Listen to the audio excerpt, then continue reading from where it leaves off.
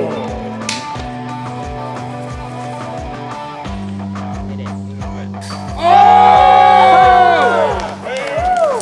go! How about that comeback kid? Awesome!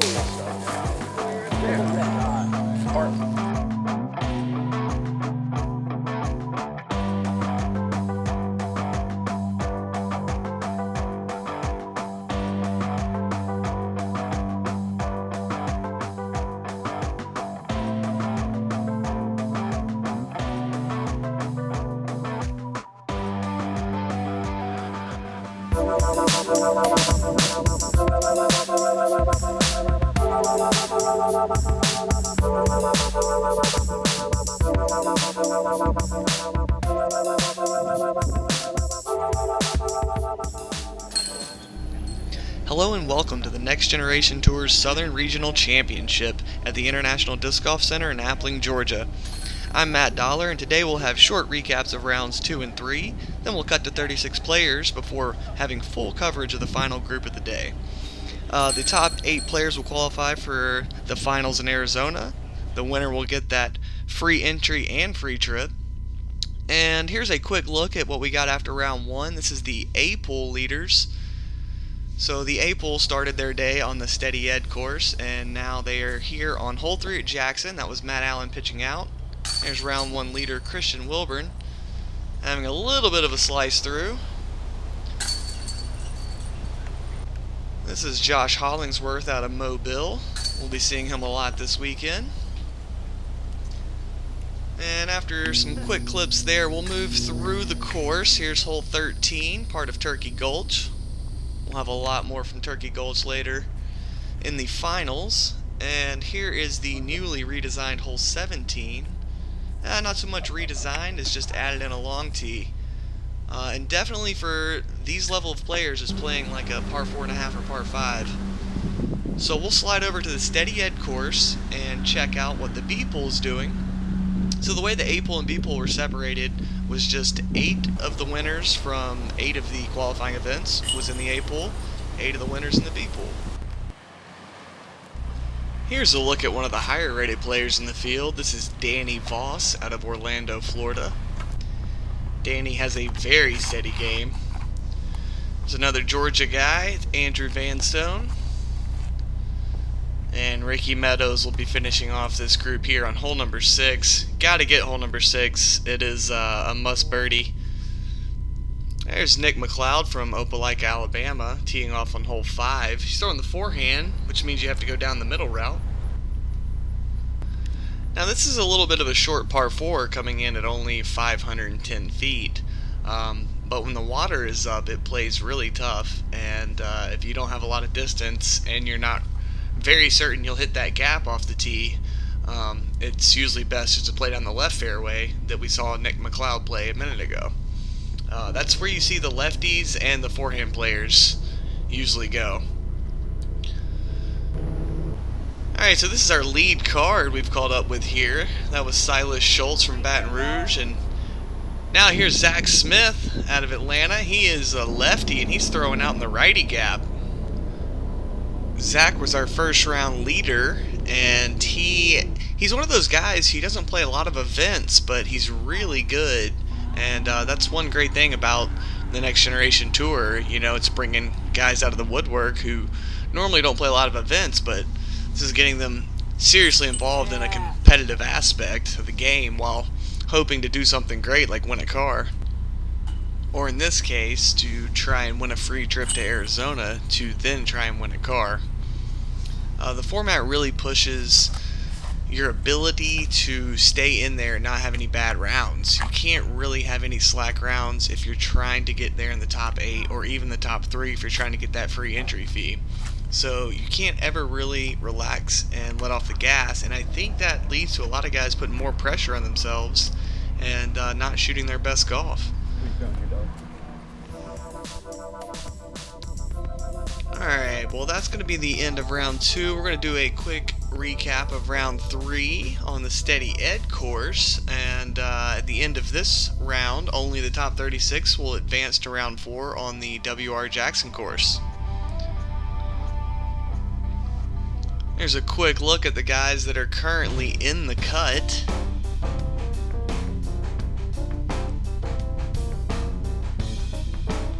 So we'll watch a little bit of the lead card this round, but we'll also float around some of the groups that are right there on the cut line, right on the bubble, and just try to get a little bit of everything. Here's hole 17. Oh, now we're going to move over to hole 5. We had some shots from this during the round 2 highlights, but this is the only time you'll see it from the top here.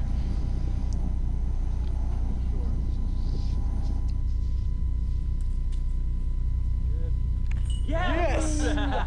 What a putt. Huge putt there on hole 5. This group is really going to have to shoot good to make the cut at this point, but they are still out there giving it their best and having a good time. We're going to start working our way down the line. This is the 5th card, playing hole 14. And we're going to have a replay of this crazy bounce. Almost jumps out of the Mach 3 there. Gets over the edge, somehow crawls back in. Alright, we've got Ramon Escamilla here on hole 13. He is on the 4th card, and he is trying to get up and down here for the bogey after throwing OB into the lake. I actually threw OB into the lake there during the Pro Worlds mixed doubles, and during the alternate shot, so I really felt like I let my partner Ashley Collins down at that point, but other than that we had a great round. So we're going to jump over to hole 14 with these guys. We got Matt Allen teeing off first. And hole 14, really the play is just to throw that sidearm out there and kind of saw it off. If you don't want to do that, you got to pure the small but short gap down the right side.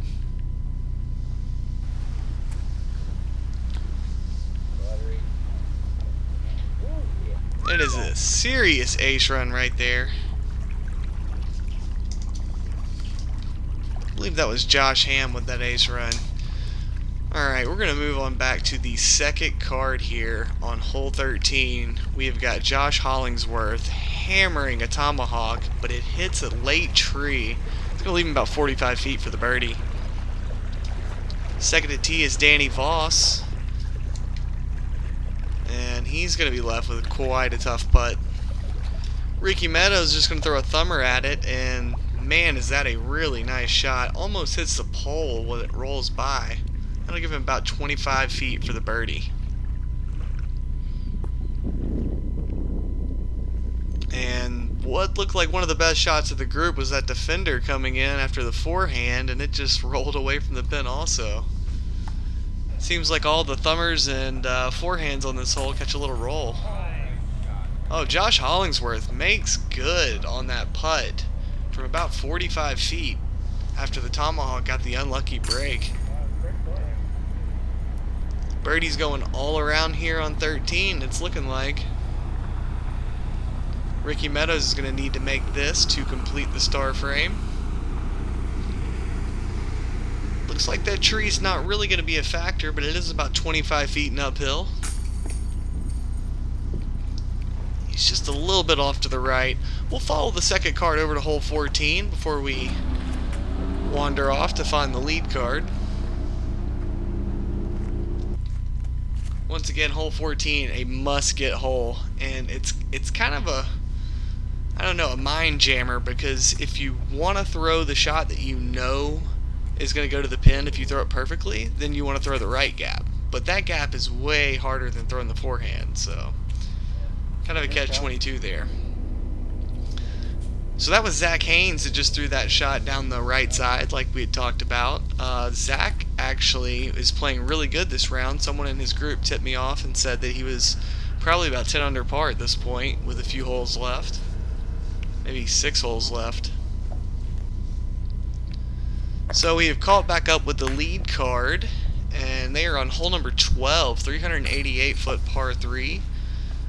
When the water's up, you're throwing across the water the entire way. And just like last time the camera found the lead card, they seem to have a little trouble getting the disc in the basket. So we'll follow him into hole 13. We got Zach Smith, who was leading the 8-hole after round 1, and he was also leading the entire field after 2 rounds. And there's Silas Schultz again. He'll be followed up by Ben Boyder. Ben's throwing a driver. He clubs up. Silas actually went putter, which is crazy, but he throws the disc really far. Ben went with a driver, but he threw it soft and on a very good angle, and he's actually going to be right up there for probably a park job too. Brandon Bostwick also throws, it looks like, a fairway driver, and I believe Patrick McClenathan is going to do the exact same thing.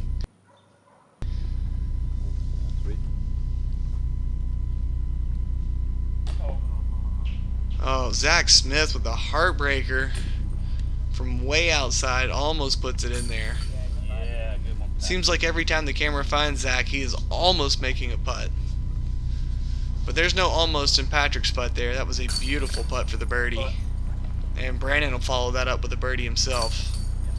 Ben's not only going to get the birdie, but he's also going to get the CTP. Nice shot, Ben. So we're going to leave the lead card after hole 13. And we're just going to find some other groups to watch that are right here around the bubble. So the groups finishing on 6, 7, 8, and 9 are all the bubble groups. Oh, wow. Let's catch a replay there. This actually skips up and hits some chains. Looks like it would have counter skipped just a little bit more. It would have gotten the basket. You can see here with a little zoom in slow-mo. Slides up and slaps the 2 chains on the front left side of the basket. Wow. Should still be good for the birdie. Alright, speaking of bubble boys, here is Daniel Bennett. He's from the east side of Metro Atlanta, and he is one of those guys right on the bubble. He needs this birdie here on hole 6. He thought he got kicked down to the beach, but he still has a putt. And a very good conversion on that birdie putt. Daniel Bennett looks happy, and it's probably because he thinks he's going to make the cut, and I do believe he will. And this is one of our other bubble groups, hole number 8, and it's about 285 feet. You throw over a little gully, one of my favorite holes here on Steady Ed. And that beautiful birdie putt there is going to secure him a spot in the top 36.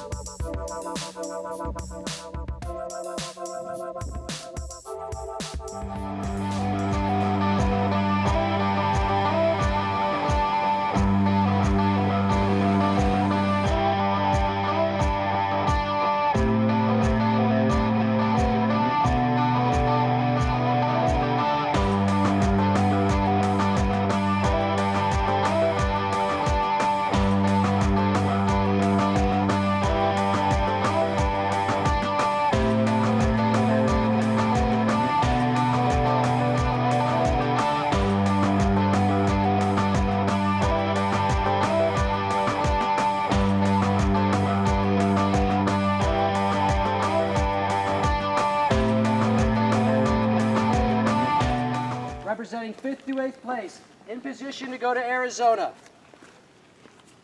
Playing out of Kennesaw, Georgia, Mr. Zach Smith.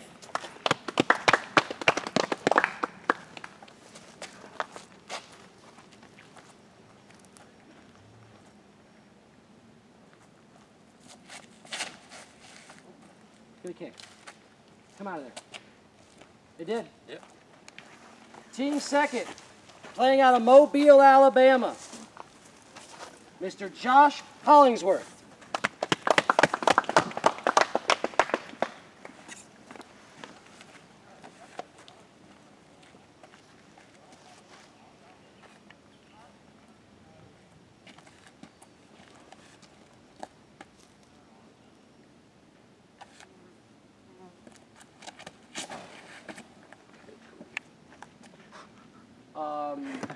That's a first. Wow. Better than my drive by 4 feet in the world. All right. Team 3rd, representing St. Pete, Florida, St. Petersburg, Florida, Mr. Patrick McClenton. McClenton? McClenathan. McClenathan. I don't want to say that part wrong. McClenathan.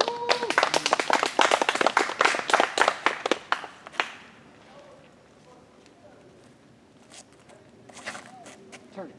Oh yeah. Beautiful shot. Good shot. Beautiful. Rounding out our second group, playing out of Opelika, Alabama. Opelika, Alabama. Mr. Nick McLeod. Woo!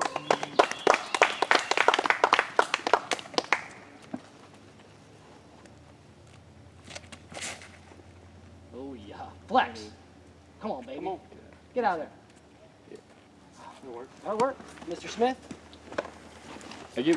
Good luck, gentlemen. Like I said, if you don't see the official and you have any problems with, bring me a provisional, and we'll make the call to 10. Lead group 220 on deck. Looks like it will be. I've got it right here. Mr. Zach Haynes. Beautiful. Followed by Danny Voss. Followed by Silas Schultz.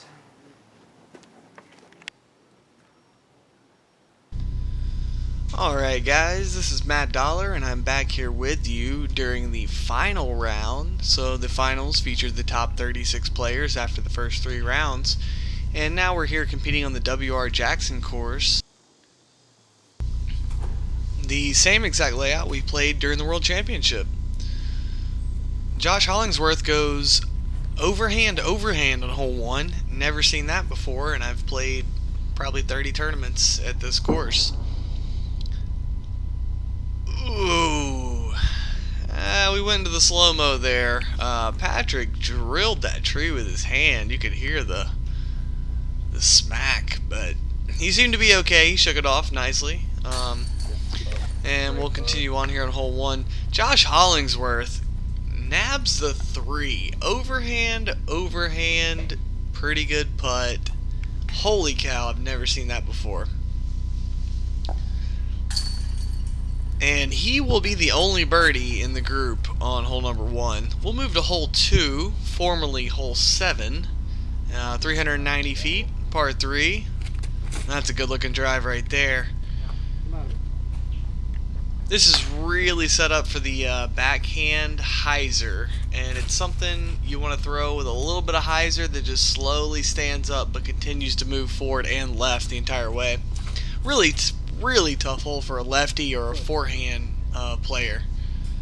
Nice shot. So Zach is just going to have to scramble, and Nick did the same. We didn't catch Nick's shot all the way, but he actually threw it right up there to the pole, so he's tapping out for his par. Josh and Patrick missed their birdie putts, and Josh will have a comebacker that is unfortunately going to set him back to even par. Birdieing the first hole on Jackson is always such a treat because it's so hard to shoot under par, so if you get 1 under on the first hole, you've really done something. Really sucks when you have to give it right back. But we move on to hole 3, and this hole is recently redesigned. Used to be a short par 4 that was a dogleg left. Now it's a straight par 3. I think it's a pretty fair change. The par 4 wasn't a very good hole. Oh, snap. Wow. Oh, man. Great run. Josh Hollingsworth almost rings up the ace here on hole number 3 in the finals. We'll do a little replay on this one. I was actually really surprised he was throwing backhand since he was throwing such great overhands, and this is one of the holes I thought about throwing an overhand during the World Championship. Whatever he threw, it hit kind of center, but just a little high left, and at that speed and moving right to left, it was not going to stay. But he will grab the birdie, and we're going to bounce back away from the second card, and we're going to focus on the lead card for the rest of the round. So we jump back to the lead card here. Boyder. I'm from Tallahassee, Florida. Possum proud. And there's Ben Boyder putting for his 2, just a little short.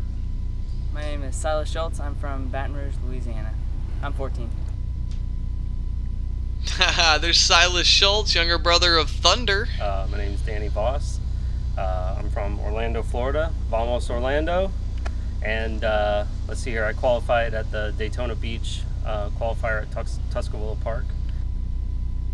Vamos, Orlando. Here's Danny Voss in the lead card, trying to win that free trip to Arizona. My name's Zach Haynes. I qualified at Marietta, Georgia. Shot good out here today. Hoping to stay in the lead. And there is the gentle giant, Zach Haynes, out of the Atlanta area. And Zach and Danny are locked in for a crazy battle, I promise you that. So we move on here to hole 3, the 250-foot par 3. Wow. And Zach pulls his shot a little bit, gets lucky, and the group actually has quite a few comments about that. Get over. In such a high pressure situation, these guys were all super nice and super cordial with each other, but at the same time I felt like there may have been a tad bit of gamemanship going on. Very nice. Silas Schultz throws, I believe that is a P2 from Discmania, and he throws that putter very well. Silas throws a mixed bag. He's got a little bit of everything. I saw some trilogy stuff in there. But I did notice that P2 stuck out because he was throwing that putter really far. Danny Voss gives a great bid there, rewarded with a short roll away, but that's no problem for him. He's a solid putter. Speaking of solid putters, Ben Boyder, not super fancy off the tee, although he will get a little fancy sometimes with the forehand roller. He is one heck of a putter, and he goes fast just like I do, and so it's really cool to watch him always go in, because when you see someone go that fast, you're always afraid, oh, maybe they rushed it, but not the case with that guy, and usually not the case with myself. So we moved to hole 4, which has been moved, or the tee pad has been moved back. It was moved for the Pro Worlds, and that shot by Silas is about as good as it gets. This was a very good change in the Jackson course. The old hole was definitely more accessible to the shorter arm player because you could get into the landing zone. I could get to the landing zone by throwing a mid-range or fairway driver, but from back here you have to throw like a driver. And Ben's going to be throwing his second shot from the short tee. This is my good buddy Ethan here with the PDGA Tour scoreboard, and we will continually glance back at that. Ethan is keeping track of the scores, not just carrying it. He's also changing the numbers every hole. So we really appreciate Ethan for doing that. Ben is on the struggle in this hole. He's hit a tree on every one of his shots, but he's still trying to progress forward. Danny has to get a little creative there, and he throws a forehand roller. It was kind of a fancy forehand roller too, because he didn't lay it down straight up and down. He threw it with a little bit of flat angle and let it turn into a roller. I admire that kind of forehand roller shot because it takes touch to pull it off effectively. Silas has thrown 2 really good shots here, and now he will have a birdie putt, although it will be a long one.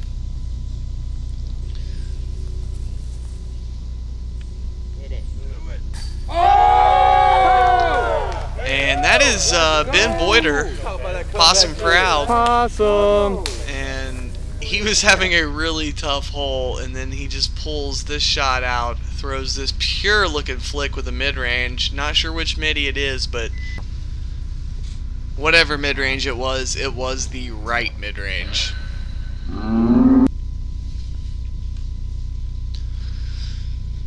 So Ben will get out of hole number 4 with a 5, which is a bogey, but it's not too bad. I bet there are very few threes on this hole now that it's been moved to a longer position.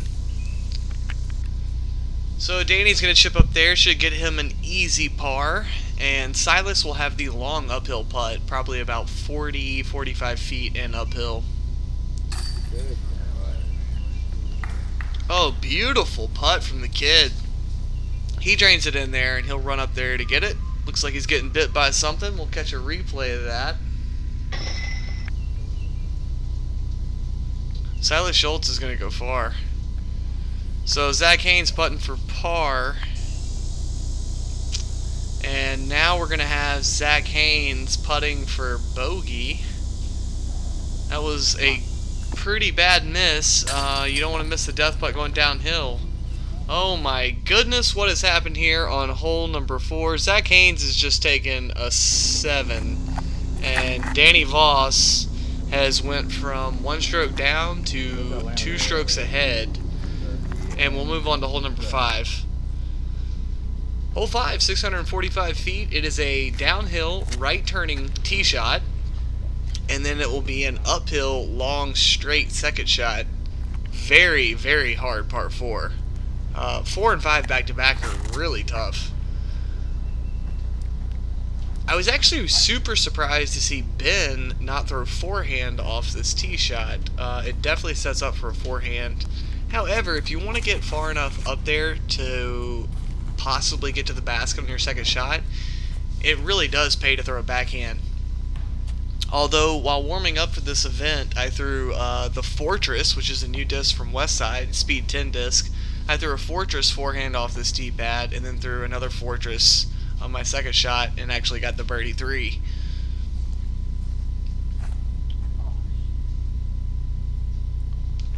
Danny Voss overcooks that forehand. He's going to catch a little cut roll to the right. But, you know, that was a super safe shot selection for Danny. He wasn't trying to do anything fancy, just put it in the middle. And even though it wasn't a great shot, he's still enough in the middle to where he'll probably get up and down for par. And that just shows you that he has the ability to manage his game on this course.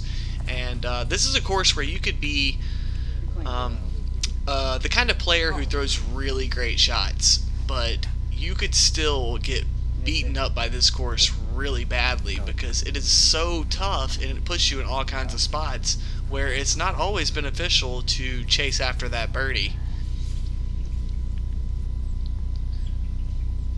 No surprise here that no one on the card is going to get a birdie, but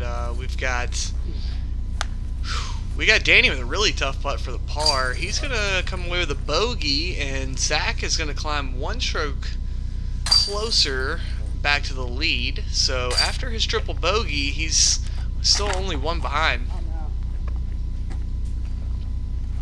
Okay, so Silas was playing these courses blind, so you can't fault him for this, but the fairway to the right there is really a non-fairway. There's not a shot there. It kind of ends before you get to the spot you need to be, the landing zone, basically. That's beautiful. The Jackson course is actually sneaky like that. There's 4, maybe 5 different holes that have kind of a false fairway. It appears that you have 2 separate fairways to throw down, but in reality, one of those fairways is not a viable option at all. Zach has pulled out, I believe that is a Shrike, which apparently is some fancy new end of a disc that guys are liking to throw far. And Zach threw a very good shot there. He's going to get across the road, I do believe. And if you get across the little road, which I say road, but it's just a dirt road, you get across that off your tee shot, it's a pretty easy 3. Although they did move this pin about 30 feet further back for the World Championship, and it currently is still there. So Danny and Zach both threw great tee shots. Danny's going to throw an excellent second shot there and should get him a birdie. And Zach is kind of pinned behind this tree, but he throws a really nice skip shot up there. Was forced to throw with a ton of hyzer, but it worked out very nicely. He still has a little bit of work to do here, though. Not a short birdie putt. And he has a very good line. It's just going to come out a little bit low, and he's going to come over the par. Hole 6 is definitely one of the easier par 4s on the front 9. But you still have to throw a good tee shot to have any chance at getting up and down for the birdie. Yeah, good putt. So Danny's going to convert on his birdie and bounce right back from the bogey on the previous hole. And he will have the tee pad going into hole number 7, formerly hole 2, and it's a 600-foot par 4. Basically the shot on this one, forehand is a good shot. Oh, I thought Ben was going to throw the forehand, but he elected for the forehand roller. You really want something that's going to go straight for probably close to 300 feet and then kind of turn right. Maybe 200, 250 feet and then turn right. That's going to be a little too tight. Sidearm is a good play. If you throw the sidearm, you want to go to the left of those 3 trees in the middle of the fairway. If you throw the backhand, you probably want to go just inside of them. But if you don't get around the corner off the tee and get it into the landing zone, you're pretty much going to be scrambling trying to save a par at best.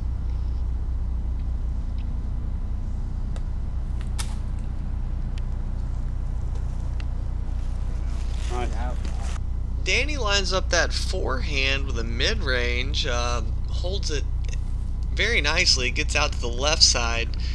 I'm a little surprised though that he didn't throw that same line with the driver and maybe try and get down there closer to the pin.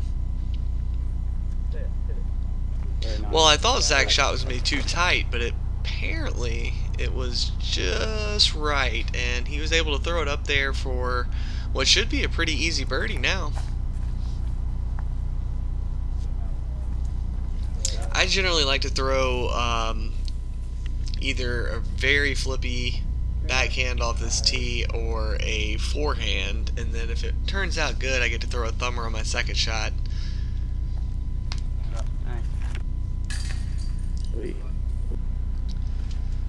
Alright, so we're going to move on to hole number 8, which is par 5. First par 5 we see here on the Jackson course. First of 3 par 5s. And you really have to get it to go straight down that right fairway. This is another one of those false fairways on the left here. The tee shot kind of looks like you have 2 different fairways, but really only the one on the right is an actual fairway.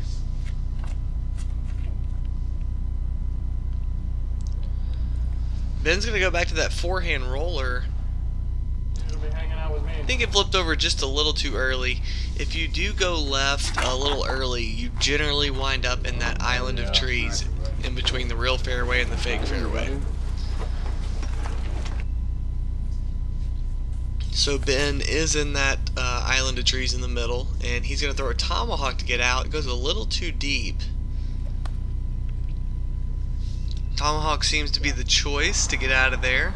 Zach throws a pretty good one. He'll be short of the wood line, so he should be able to have a chance of getting up and down for birdie. Par at worst.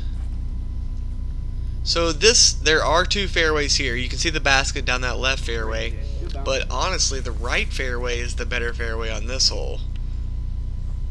If you can get your second shot over into that right side fairway, it's a pretty easy hyzer up to the basket from there. Man, we should have kept a counter on how many forehand rollers we're going to see on hole number 8. It says this hole is 990 feet. I think it's probably a little bit shorter than that. I would guess it's probably in the 800s, maybe the high 800s, but it's not a crazy long par 4. If you take, I bet it's 990 if you take the right fairway off the tee and then the right fairway off of the second and third shot. I bet if you throw a good tee shot and then go down the left fairway, it probably would only be 850 feet at most. Regardless, it's still a good hole, and if you can get a birdie on it, you're doing good. But you definitely don't want to take worse than par on this hole. There you go. Danny kind of gets away with one there. He did not like that putt out of his hand, but it catches in the corner pocket. And everybody's going to clean it up here on the green, and we'll move to hole 9. Danny still has that 2-stroke lead on Zach, although Zach has the box. And Silas is 2 behind Zach. Hole 9 was moved back for the World Championship. It is just a hair under 400 feet now. And I'm not sure how I feel about this change. It made it a little longer, but I kind of think before it was in between discs, and now it's a driver, clearly a driver. So it kind of makes it a little easier in the shot selection. I'm sure Silas was not throwing a driver. He's probably throwing a mid-range, but I actually did birdie it during the World Championship throwing forehand with the Fortress. Ben threw his tee shot directly into the wood line on the right, but somehow he went through a ton of stuff, and he actually is probably inside 50 or 60 feet. He may even be the closest off the tee. So Danny's not really going for the birdie here. He's just going to pitch up and try to take his par. The one thing that moving this pin did help is it made the green a little more dangerous. So like in the old position, he would have just ran that because it was on flat ground, but now you have to worry about going a little too far. Zach's going to need to make this putt for par if he doesn't want to fall to 3 behind Danny. Silas makes a pretty nice putt there just to save his bogey, and Zach will need to make this to save his. And so heading into hole 10, the final 9 in this region final, we got Danny Voss up 3 strokes on Zach Haynes, who is up 2 on Silas Schultz, who is up 2 on Ben Boyder. And if you didn't read what was on the screen there, I missed all the drives except for Silas on hole 10 while running for rain gear because the thunder was a-rolling. So it looks like we had 2 bad drives off the tee, but Zach Haynes makes a great shot there to get back in the fairway. We saw Silas's drive, which was very nice, and Danny has not thrown his second shot yet, so he must have thrown a really nice drive. And he's just going to take a mid-range and try to smooth it up there onto the left side and make sure that he gives himself a chance for the birdie. With the 3-stroke lead right here, I'm sure that if Danny can get a birdie here and push it to 4, he's going to feel like he's got a pretty comfortable lead. Basically a half stroke per hole to work with. And it looks like he goes with that same mid-range and throws a very nice shot, gets it up there for a putt right about the circle's edge. Ooh.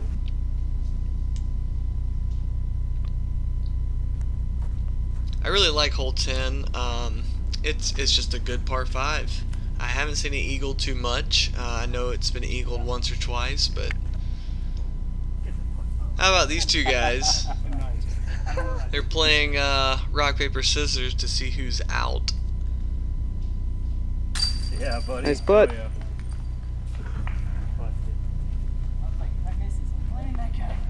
yeah. All jokes and good times in this group here. Yeah. Good And stroke. both guys step up and nail the putt. Looks like the little rock, paper, scissors game got them in a good mood, and the good juju carried over into 2 good putts. Zach's going to make that to save his par, and we'll move into hole 11. Danny Voss is on the tee, and he has himself a 4-stroke lead at this point. Looks like a pretty nice drive here on hole 11. Should have a chance for the birdie. So hole 11 is the first of the 3 holes that are referred to as Turkey Gulch or Birdie Alley or the 3 Sisters. All these are different names I've heard used for these 3 holes. And that looked like a good drive, but it's unfortunately going to be out of bounds.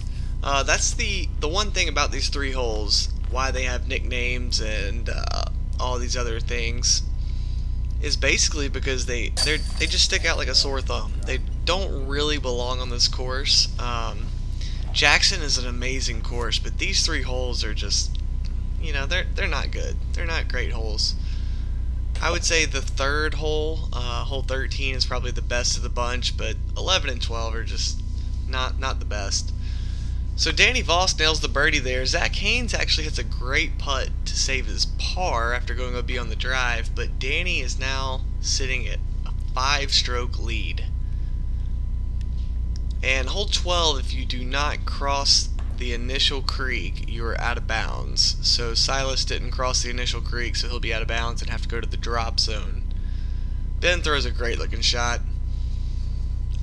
Actually was really excited about this camera angle that I found for hole 12. You could not see the basket from hole 12's tee pad, and so even though I've played, I don't know, 40 rounds on the Jackson course, I've never actually seen what a disc does when it's thrown on that hole, because you just throw it, it disappears over the hill, you get up there and you're like, oh, my disc rolled out of bounds, or oh, my disc stayed safe. You never really know what happens. So I staked this out during the round 2, I guess it was, and wanted to make sure I came back and filmed from here for the lead card. So Silas is not able to get up and down from the drop zone, so he's going to settle for a 5. Actually had to still make a pretty decent putt there to get his 5. Ben's going to cart the birdie. And that's a very good birdie to get. He will take the tee pad moving into hole 13. Low cow. So everything Living. to the right of that creek is out of bounds. Yeah, so he jerked that right directly off the tee, but definitely got away with one there. Nice shot. Sit. Now, if you like it nice and pure, then you want to look at that beautiful shot by Danny Voss that went right up to the pin. Zach Haynes has a little too much heat on his, but it's still going to give him the birdie putt. Ooh, Silas missed a little left, and that is absolutely the death kick on this hole. Guaranteed to send you out of bounds. In fact, a couple of years back, I was leading the Hall of Fame National Tour halfway through the tournament, and on this hole, I hit that same tree as Silas, rolled out of bounds, and from there I hit the basket from like 100 feet, and it rolled out of bounds. So, Turkey Gulch can present some heartbreak. Danny Voss gets through unscathed, and we move to hole 14, and he has a 5-stroke lead here on hole 14. Hole 14 is another one of those holes that got changed for the Pro World Championship, and it almost plays like a par 5 now as well. I did get a 3 on it one of my rounds during the World Championship, and I saw Drew Gibson get a really easy 3, but he also threw the disc like 600 feet off the tee. Besides those 2 threes, I haven't seen anyone else 3 it in the 4 or 5 rounds I've witnessed out here since it's been changed.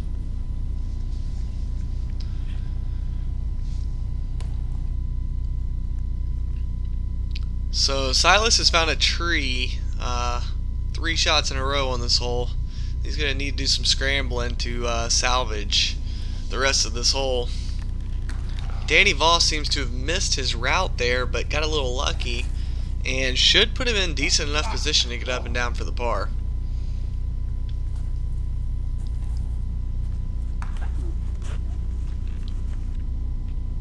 Oh, and Silas gets another kick. This time it goes left, probably going to go down that hill, and may not be an easy shot from there either. And there's your first look at the basket. You can see the flag there. It was on the right side.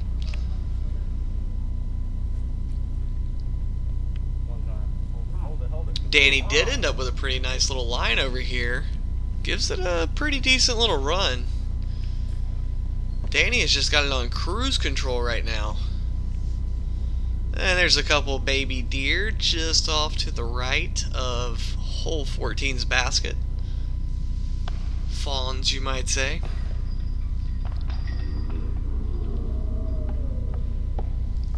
So that's the second time this round someone has been having a terrible hole and some kind of miracle goes in the basket. Crazy putt catches from Silas, and then immediately Zach throws a better looking putt and it doesn't go in. That is disc golf for you there.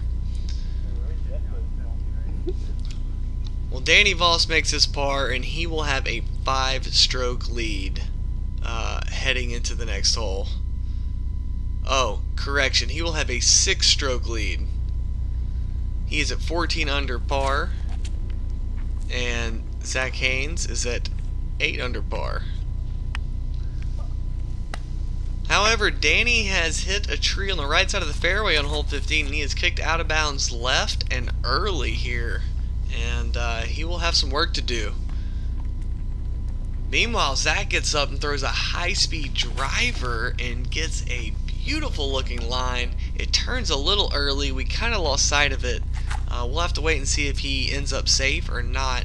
Once you get down there near the bridge, if you continue to turn right, the creek actually turns back left and goes towards the hole, so it's easy to get back in the creek again on that side. So here's Danny on his second shot. And for the third time this round, he turns his side arm over a little too much, and this time he's going to pay by going OB. A little discussion about where it actually went out of bounds here. I think if you look at the instant replay, it is right about where Ben's at right now. That's where he should be taking it. Somewhere between Ben and the guy in the red shirt. So it looks like Silas is in the middle of the fairway after a beautiful tee shot with a putter. He's going to miss that second shot just a little bit though. If you get in good position off the tee on hole 15, you should definitely get up and down for the bird.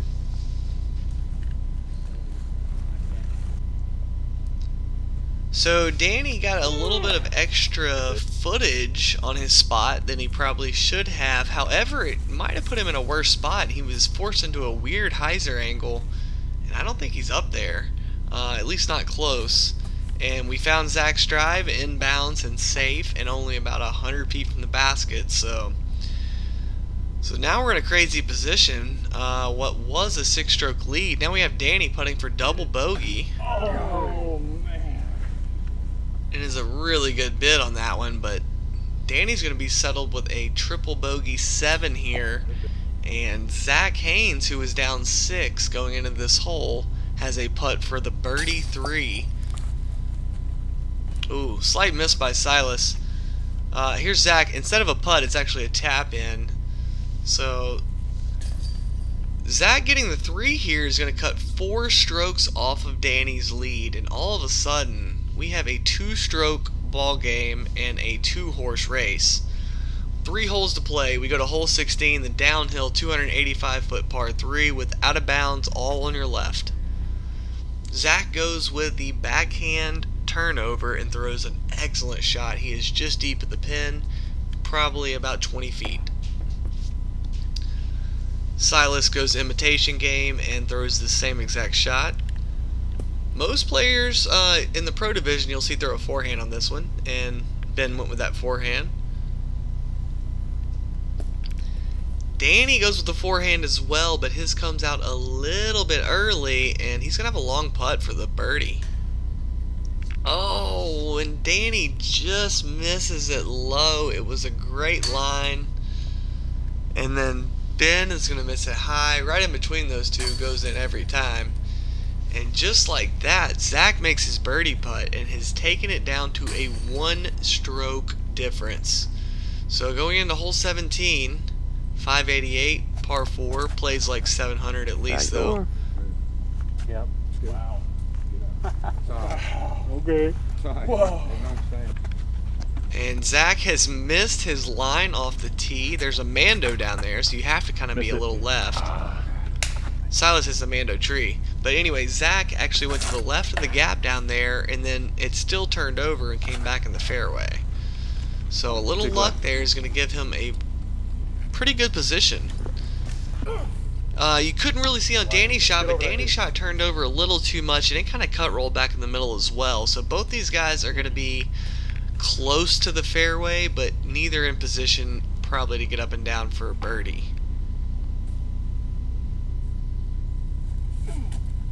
Well, Danny's shot there is unfortunate. That's the problem when you're throwing uphill. If you do hit a tree, they're going to come backwards. And so Danny is going to go from basically decent position to a bad position.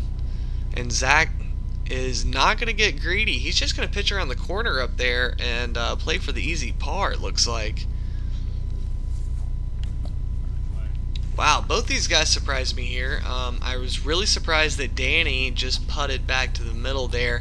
I mean, he did not have a good lie, but you got to think you don't want to give up the lead unless you have to, so I would try something crazy from back there. But it might have been tougher than it looked. I wasn't standing behind him, so I can't say for sure. That shot looked a little left, but Danny's going to be up there for the bogey, I do believe.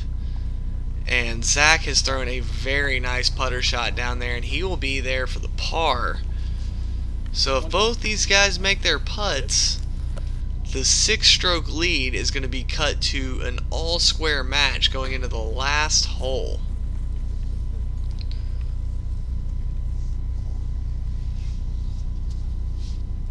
Danny really needs to make this putt to keep things from getting any worse than they already have in the last couple holes.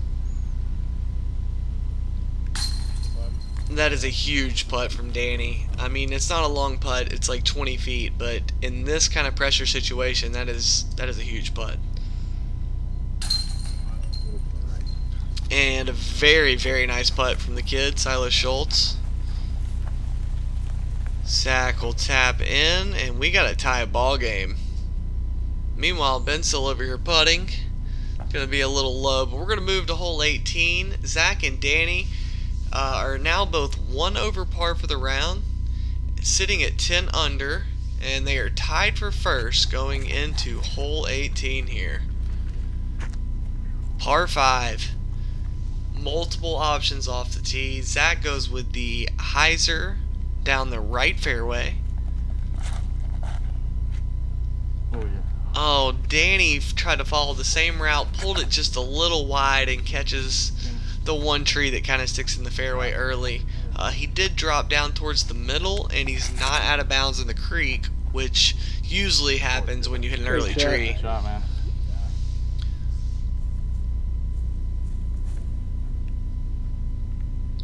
Alright, so Danny's throwing a pretty good shot here. It's going to get him in position to where if he has to go for the birdie, he might be able to get it up there. He's definitely in very good position to get the par. But after Zach threw that good tee shot, all he has to do is throw a good second shot here and put himself in position for the easy birdie. And it looks like Zach might have let Danny off the hook here. He came out a little left on that shot, and you really have to be to the right to have a line down the fairway. Here's one more look at the board. So it basically is all going to come down to this. If Zach Haynes can get up and down from this lie right here, he will win the Southern Region and get a free trip and free entry to the finals at Fountain Hills in Arizona. And it's not going to be that easy. He throws into that tree, and now it is anybody's game. And by anybody, I mean Danny or Zach. Good run.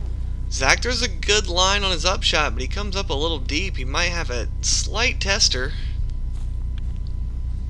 Good shot. And a textbook upshot from Danny.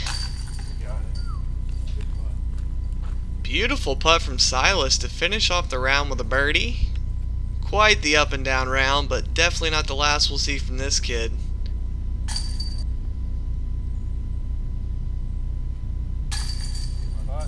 And good putt there from Danny. So Zach has to make this to force the playoff with Danny Voss. And he makes this putt, and we will head back to Tournament Central. And Dave has already said that a playoff will be decided on the Steady Ed course. Team first in the playoff from Orlando, Florida, Mr. Danny Voss. Yeah. Hey, Danny. Hole 1 Steady Ed is a par 3, 280-ish feet straight down the tunnel.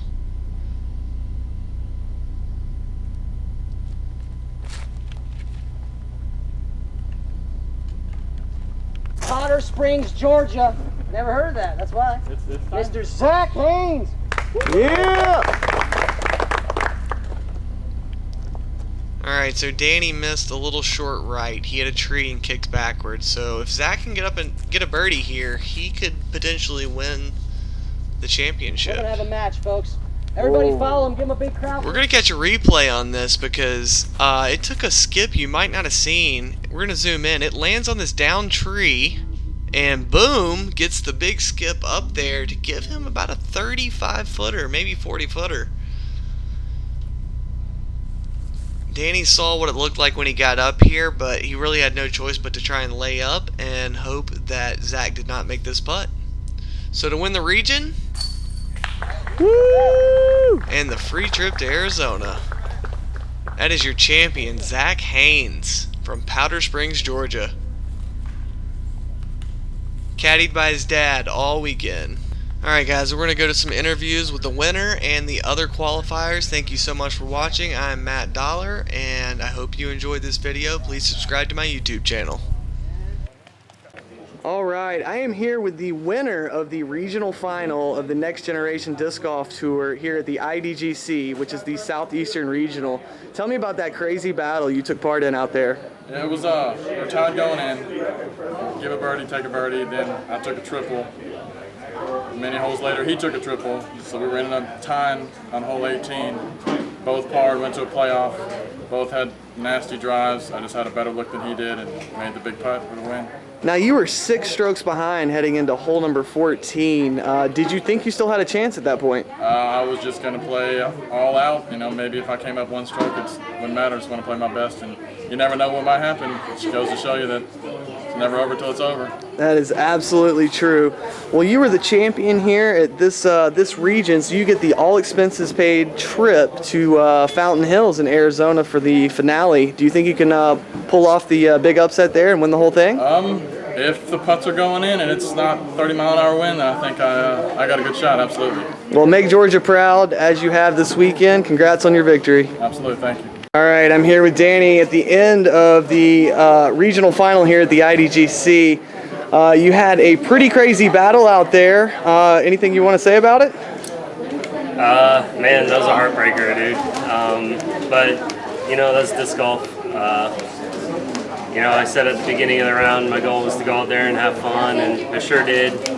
You know, up until that triple bogey, that one kind of stung. That was a stinger.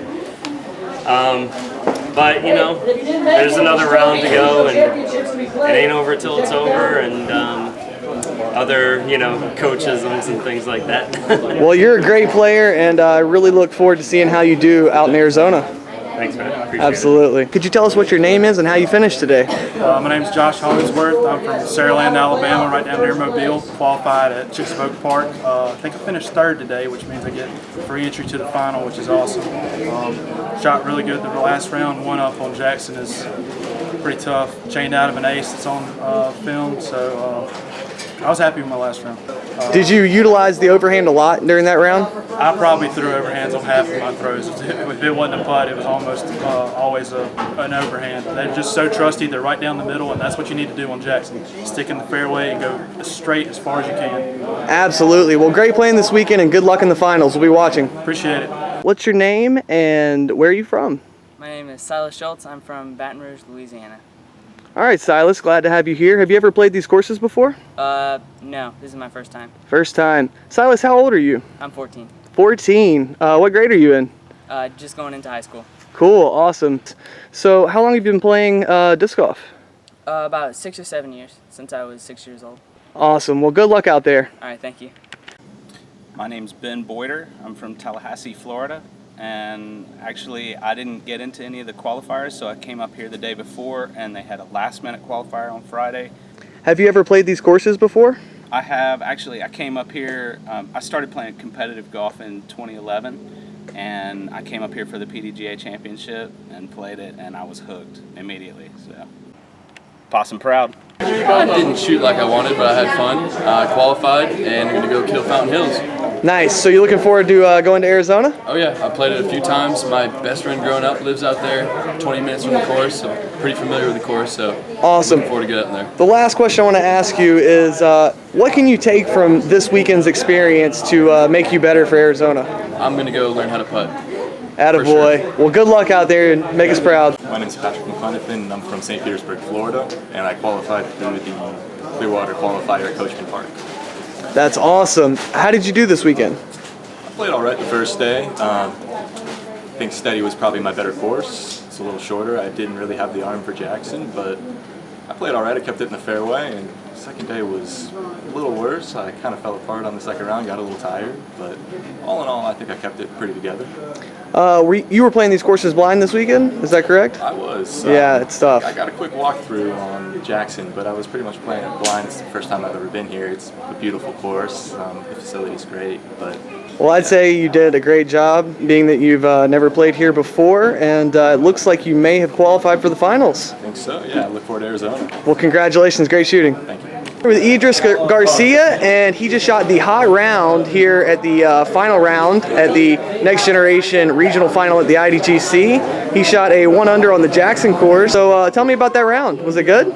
It was great. I mean, it was a lot of fun. It was, definitely a case of saving your best for last. It was by far the best round I shot, and I mean, stayed in the fairway, found the fairway, putted well, and scrambled when I needed to. So now, what position were you in heading into that round? I really don't know. So yeah, I believe you were on the fifth card, the fifth or sixth card. That is quite the comeback. Congratulations on qualifying for the finals, and we look forward to seeing how you do out there. Looking forward to it, man.